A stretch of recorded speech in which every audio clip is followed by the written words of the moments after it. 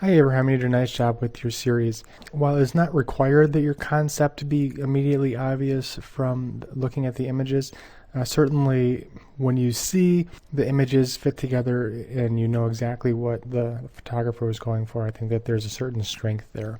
It's definitely, again, not required, and it's certainly not for this particular assignment, but when it happens, it's definitely appreciated.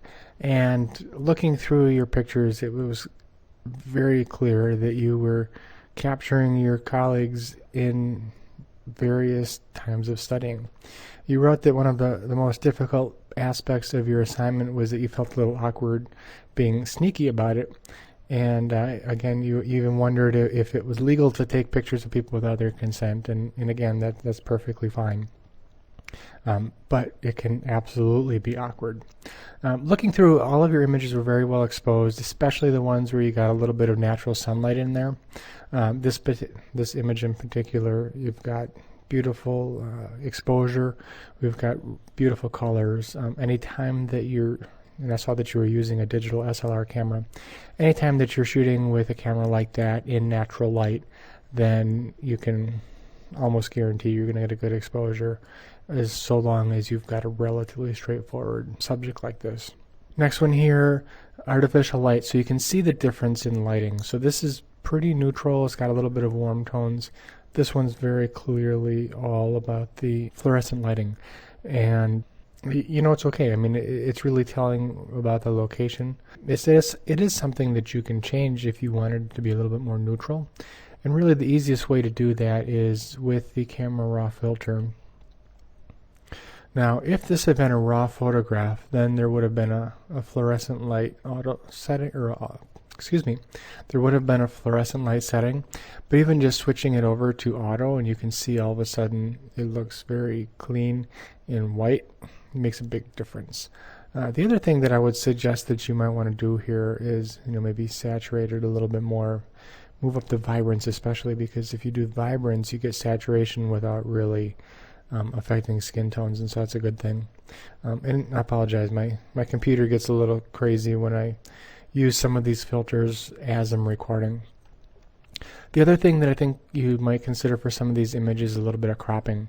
So clearly this is the area that's really all that tells the story, and so everything going on behind it isn't really all that relevant to your narrative. So just going ahead and maybe making it a square crop or something like that, coming in tight, or alternately, kind of coming down. Whoops, went the wrong way. Somewhere in here, tell the story. If you're going to have photos of a person, really come right in on the person. Same thing here in terms of lighting. I'd change that a little bit. Probably come just a little tighter here again. Probably somewhere in there.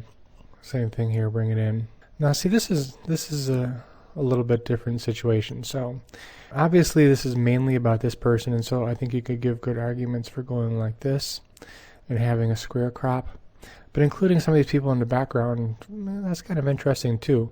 And so maybe having your main subject right in the center, coming in just a little bit, get rid of some of that edge, I think would be welcome. Maybe coming this way a little bit too. Again, white balance off just a touch.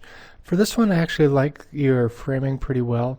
The one thing I'd suggest is that we've got a horizon line that's just a little bit off, and you can see how these lines are kind of there. When you've got the crop tool selected and you're just outside of it, you can start rotating it, and you just want to make sure those lines are pretty well parallel to the grid lines. So something like this.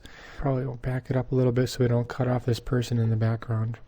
And for this one here, when you are framing a person, and I know when you're trying to be sneaky it's even harder, but you want to make sure you either include everybody or make sure that you're cropping so that it's obvious.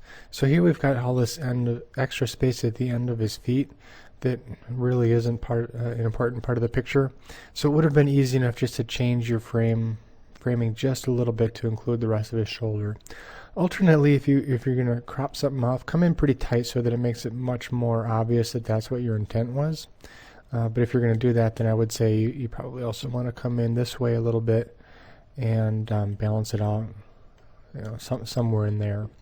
Overall, I think great job with the project. I appreciated the concept and see a little bit of humor in it, as I'm not sure if you intended, but the kind of sneaky aspect of it, I certainly appreciated.